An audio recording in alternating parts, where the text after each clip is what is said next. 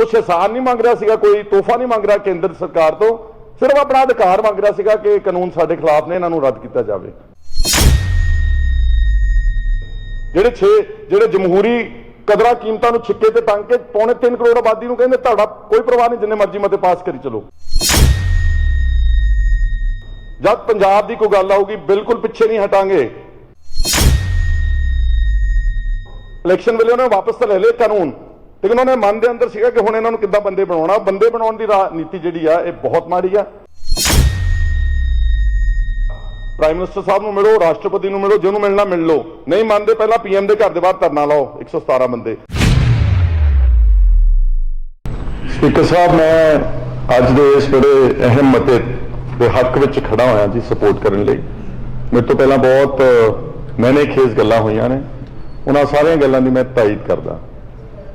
Speaker साहब, इतिहास गवाह वा कि ये जिहड़ी धरती है पंजाब की, ये साडे गुरु साहिबान दे खून नाल, छोटे छोटे साहिबजादियां दे खून नाल, पीरां पैगंबरां दे खून नाल सिंजी हुई धरती है।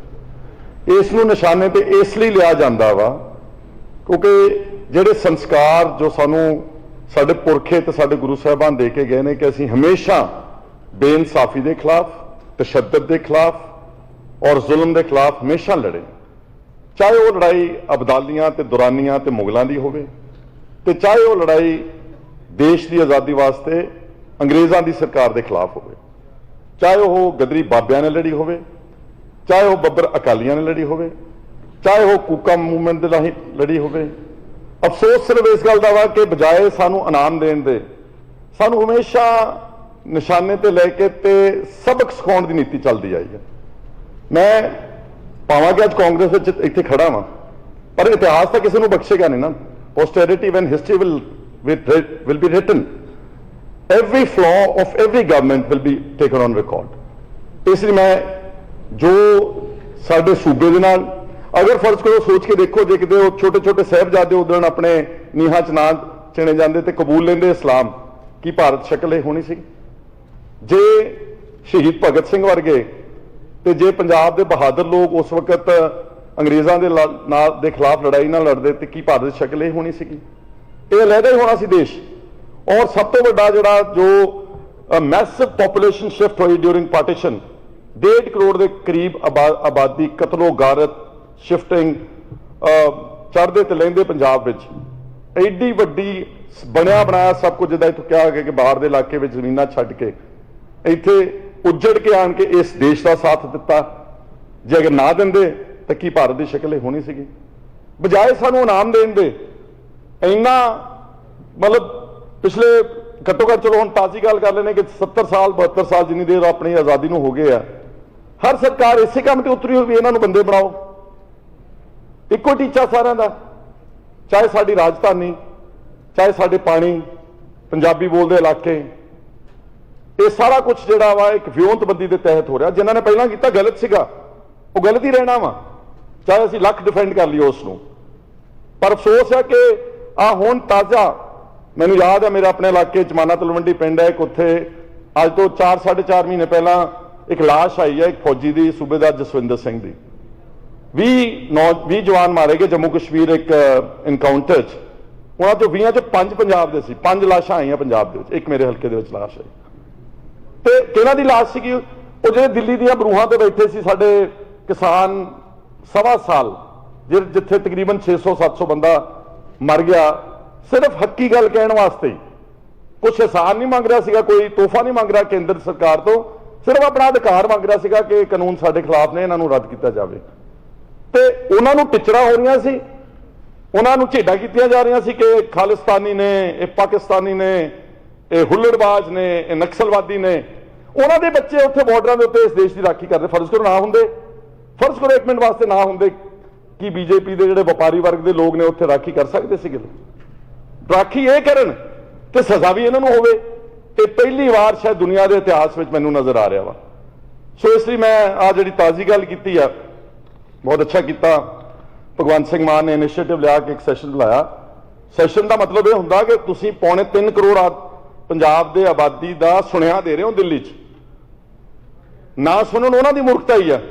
ਅਮਨ ਉਹਨਾਂ ਨੇ ਪੜ੍ਹੇ ਕਿ 6 ਵਾਰ ਮਤੇ ਪਾਸ ਕੀਤੇ। ਉਹ ਨਲਾਇਕ ਨੇ ਜਿਹੜੇ ਜਮਹੂਰੀ ਕਦਰਾਂ ਕੀਮਤਾਂ ਨੂੰ ਛਿੱਕੇ ਤੇ ਟੰਗ ਕੇ 3.25 ਕਰੋੜ ਆਬਾਦੀ ਨੂੰ ਕਹਿੰਦੇ ਤੁਹਾਡਾ ਕੋਈ ਪਰਵਾਹ ਨਹੀਂ, ਜਿੰਨੇ ਮਰਜ਼ੀ ਮਤੇ ਪਾਸ ਕਰੀ ਚਲੋ। ਪਰ ਇਹਦਾ ਮਤਲਬ ਨਹੀਂ ਗਾ ਕਿ ਆਪਾਂ ਪਿੱਛੇ ਹਟ ਜਾਣਾ, ਪਰ ਲੜਨਾ ਹੈ। ਠੀਕ ਹੈ, ਤੁਸੀਂ ਇੱਥੇ ਵਿਧਾਨ ਸਭਾ 'ਚ ਲੜਾਈ ਲੜੀ ਆ, ਤੁਸੀਂ ਵਿਸ਼ਵਾਸ ਦਵਾਇਆ ਕਿ ਬਾਹਰ ਵੀ ਲੜਾਂਗੇ। ਜਿੱਥੇ ਜਿੱਥੇ ਲੜੋਗੇ ਸਾਡੇ ਮੈਂਬਰ ਸਾਹਿਬਾਨ ਨੇ ਸਾਰਿਆਂ ਨੇ ਕਿਹਾ ਤੁਹਾਡੇ ਨਾਲ ਖੜਾਂਗੇ। ਜਦ ਪੰਜਾਬ ਦੀ ਕੋਈ ਗੱਲ ਆਊਗੀ ਬਿਲਕੁਲ ਪਿੱਛੇ ਨਹੀਂ ਹਟਾਂਗੇ। ਇੱਕ ਛੋਟਾ ਜਿਹਾ ਵੀ ਕਿਤੇ ਕੰਪਰੋਮਾਈਜ਼ ਨਹੀਂ ਨਜ਼ਰ ਆਵੇਗਾ ਤੁਹਾਨੂੰ ਇਸ ਲੜਾਈ ਦੇ ਵਿੱਚ। ਚਾਹੇ ਲੱਖ ਕੇਸ ਬਣਾਈ ਜਾਣ, ਕੋਈ ਸਰਕਾਰਾਂ ਟੱਕੀ ਆਉਣ, ਜਿੰਨਾ ਮਰਜ਼ੀ ਜੋ ਮਰਜ਼ੀ ਕਰੀ ਜਾਣ, ਪਰ ਜਿੱਥੇ ਸਾਡੇ ਸੂਬੇ ਦੀ ਗੱਲ ਆ, ਸਾਡੀ ਭਾਸ਼ਾ ਦੀ ਗੱਲ ਆ, ਸਾਡੇ ਭਵਿੱਖ ਦੀ ਗੱਲ ਹੈਗੀ ਆ, ਉਹ ਆਪਾਂ ਸਭ ਇੱਕ ਥਾਂ ਤੇ ਇਕੱਠੇ ਆ। ਨਹੀਂ ਤਾਂ ਫਿਰ ਆਪਾਂ ਨੂੰ ਅਗਲੀਆਂ ਪੁਸ਼ਤਾਂ ਨਹੀਂ ਕਦੀ ਮਾਫ ਕਰਨੀਆਂ। ਉਹ ਕਹਿਣਗੇ ਨਲਾਇਕ ਬੰਦੇ ਸਾਡੇ ਜਿਹੜੇ ਪੁਰਾਣੇ ਇੱਥੇ ਭੇਜਦੇ ਸੀ ਵਿਧਾਨ ਸਭਾ।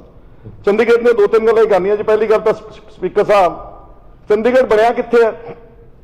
ਬੁੱਧਰਾਮ ਜੀ ਨੇ ਕਿਹਾ ਪੰਜਾਬ ਦੇ ਪਿੰਡ ਉਜਾੜੇ ਗਏ। ਇੱਥੇ ਤਾਂ 1 ਇੰਚ ਵੀ ਧਰਤੀ ਹਿੰਦੀ ਸਪੀਕਿੰਗ ਨਹੀਂ ਸੀਗੀ, ਫਿਰ ਦੇਤਾ ਚੱਕ ਕੇ ਹਰਿਆਣੇ ਨੂੰ।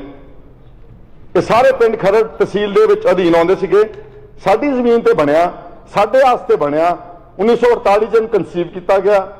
ਪੰਜਾਬ ਦੀ ਰਾਜਧਾਨੀ ਬਣਿਆ, ਜਿੱਦਾਂ ਕਹਿਤਾ ਪੇਰੈਂਟ ਸਟੇਟ। ਜਦੋਂ ਵੀ ਝਗੜਾ ਹੋਇਆ 2 ਸਟੇਟਾਂ ਵਿੱਚ, ਉਹ ਕੋਈ ਵੀ ਕੈਪੀਟਲ ਜਿਹੜਾ ਸੀਗਾ ਉਹ ਪੇਰੈਂਟ ਸਟੇਟ ਨੂੰ ਰਿਟਰੀਵ ਹੋਇਆ, ਚਾਹੇ ਉਹ ਬੰਬੇ ਹੋਵੇ ਜਾਂ ਹੋਰ ਤੁਸੀਂ ਕੋਟ ਕੀਤੇ ਬਹੁਤ ਸਾਰੇ ਆਪਣੇ ਕੈਪੀਟਲ। ਤੇ ਪੰਜਾਬ ਦਾ ਕਿਉਂ ਜੀ?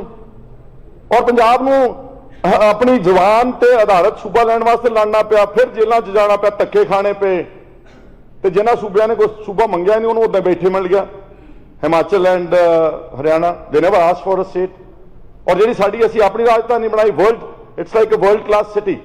ਜੇ ਤੁਸੀਂ ਇੱਥੇ ਜ਼ਿਕਰ ਕੀਤਾ ਸੀ ਦੁਨੀਆ ਦੇ ਸ਼ਹਿਰਾਂ ਵਿੱਚ ਚੰਡੀਗੜ੍ਹ ਦਾ ਨਾਮ ਉਹਦੇ 'ਚ ਦਰਜ ਆ, ਇਦਾਂ ਹੀ ਚੱਲ ਜਾਣ ਦਿਆਂਗੇ ਅਸੀਂ। ਔਰ 60-40 ਦਾ ਅਨੁਪਾਤ ਇਹਨਾਂ ਨੇ ਪਹਿਲਾਂ ਡੈਮੇਜ ਕੀਤਾ ਜਾਣ ਕੇ।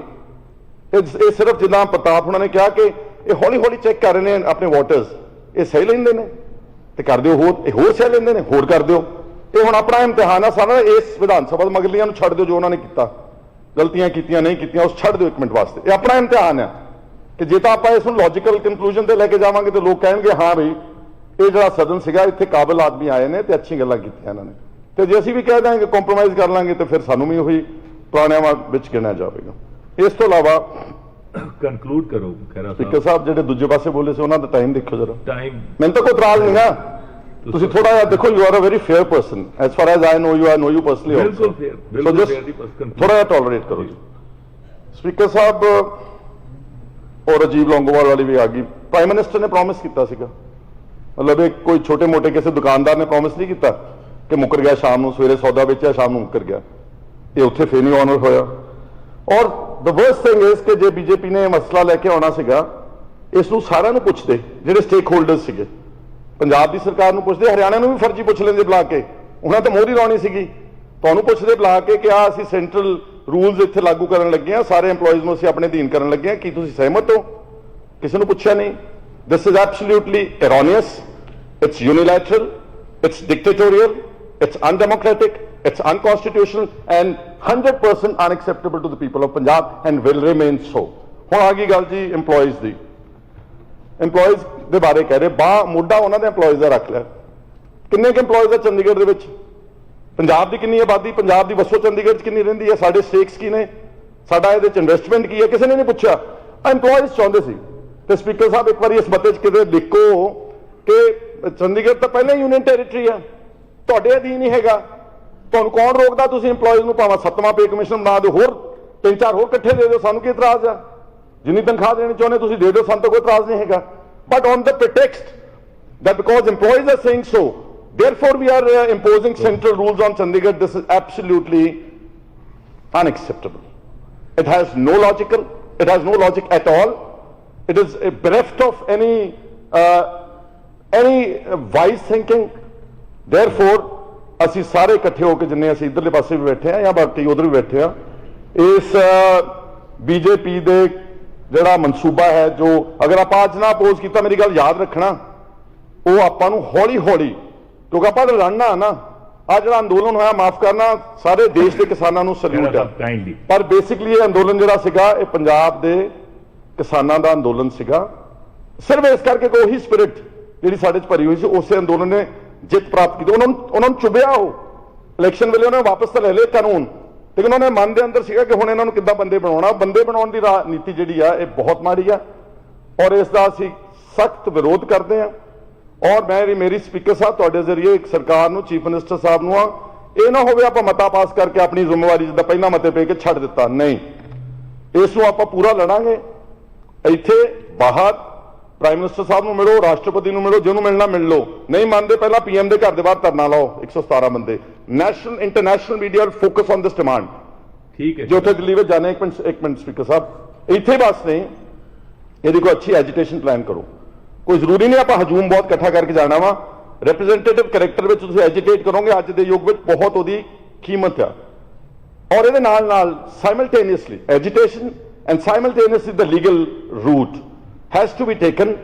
ਉਹ ਤੁਸੀਂ ਸੁਪਰੀਮ ਕੋਰਟ ਵਿੱਚ ਤਿਆਰੀ ਕਰੋ। ਆਪਣੇ ਐਡਵੋਕੇਟ ਜਨਰਲ ਸਾਹਿਬ, ਇੱਕ ਮਿੰਟ ਜੀ ਲਾਸਟ ਕਹਿਣ ਲੱਗਾ ਪਲੀਜ਼, ਮੈਂ ਕਿਹੜਾ ਰੋਜ਼ ਇੱਥੇ ਬੋਲਣਾ, ਆਪਾਂ ਇੱਕ ਦਿਨ ਦਾ ਸੈਸ਼ਨ ਹੈ। ਸਪੀਕਰ ਸਾਹਿਬ, ਸੁਪਰੀਮ ਕੋਰਟ ਦਾ ਰੁਖ ਕਰੋ, ਅੱਛੇ ਤੁਹਾਡੇ ਜਿਹੜੇ ਮਾਈਂਡਸ ਨੇ ਉਹਨਾਂ ਨੂੰ ਬਿਠਾਓ ਔਰ ਉਹਨਾਂ ਨੂੰ ਕਹੋ ਕਿ ਉੱਥੇ ਪਟੀਸ਼ਨ ਪਾਉਣ, ਜਿਸ ਤਰ੍ਹਾਂ ਪੰਜਾਬ ਦੇ ਵਿੱਚ ਟਰਮੀਨੇਸ਼ਨ ਆਫ ਐਗਰੀਮੈਂਟਸ ਐਕਟ 2004 ਇਸੇ ਸਦਨ ਚ ਪਾਸ ਹੋਇਆ ਸੀਗਾ। ਕਿੰਨੇ ਸਾਲ ਲੰਘ ਗਏ ਨੇ? 4 ਤੇ 22, ਅੰਦਾਜ਼ਾ ਲਾ ਲਓ ਕਿੰਨੇ, 18-20 ਸਾਲ ਲੰਘ ਗਏ ਨੇ ਕਿ ਸਾਡੇ ਦਰਿਆਈ ਪਾਣੀ ਦਾ ਠੱਲ ਪੈ ਗਈ ਸੀ ਜੀ। ਇਸ ਤਰ੍ਹਾਂ ਨਾਲ ਅਗਰ ਆਪਾਂ ਲੀਗਲ ਕੋਈ ਰੂਟ ਲਵਾਂਗੇ ਤਾਂ ਉਹਦੇ ਚ ਆਪਣੇ ਸਾਡੇ ਇੰਟਰਸਟ ਬਹਾਲ ਰਹਿਣਗੇ। ਇਸ ਮਤੇ ਦੀ ਮੈਂ 100% ਦੀ ਸਪੋਰਟ ਕਰਦਾ ਵਾਂ ਔਰ ਜਿੱਥੇ ਵੀ ਤੱਕ ਤੁਸੀਂ ਲੜੋਗੇ ਅਸੀਂ ਤੁਹਾਡੇ ਨਾਲ ਇੱਕ ਕਦਮ ਅੱਗੇ ਚੱਲ ਕੇ ਤੁਹਾਡੇ ਨਾਲ ਇਸ ਲੜਾਈ ਵਿੱਚ ਹਿੱਸਾ ਪਾਵਾਂਗੇ। ਇਸ ਤੋਂ ਇਲਾਵਾ ਸਪੀਕਰ ਸਾਹਿਬ, ਮਾਨਯੋਗ ਮੈਂਬਰ, ਦੋ ਛੋਟੀਆਂ ਗੱਲਾਂ ਕਹਿੰਦੀਆਂ। ਸਪੀਕਰ ਮੁੱਖ ਮੰਤਰੀ ਸਾਹਿਬ ਆ ਗਏ, ਇੱਕ ਮਿੰਟ ਜੀ। ਮੁੱਖ ਮੰਤਰੀ ਸਾਹਿਬ ਨੇ ਸੁਣਿਆ ਜੀ ਤੁਹਾਡਾ ਚੀਫ ਮਿਨਿਸਟਰ ਨਹੀਂ, ਜਿਹਨੇ ਉਹ ਸੁਣਾਉਣਾ ਨਹੀਂ, ਉਹ ਗੱਲ ਹੋਰ ਹੈ।